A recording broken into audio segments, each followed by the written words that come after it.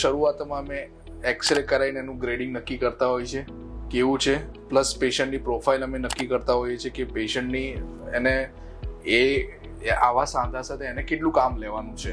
બરોબર છે. ઘણા ખાલી બેસી જ રહેવાનું હોય, રિટાયર્ડ લાઈફ એકદમ શાંતિથી જીવતા હોય, કે પછી એક્ટિવ લાઈફ જીવે છે કે રોજ 2-3 કિલોમીટર ચાલવાનું છે, બહાર કામ છે, રિસ્પોન્સિબલ કામ છે, એ પ્રમાણે એનું અમે નક્કી કરતા હોય છે કે આને સર્જરી થી કેટલો ફાયદો થશે. તો જો અગેન સાવ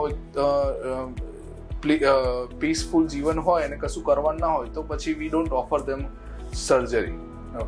બટ એક્ટિવ લાઈફ ઈચ્છતા હોય અને એક્ટિવ લાઈફમાં આર્થરાઇટિસ આવતો હોય તો પછી એવા કેસીસમાં સર્જરી બ્લિસફુલ બની રહે છે.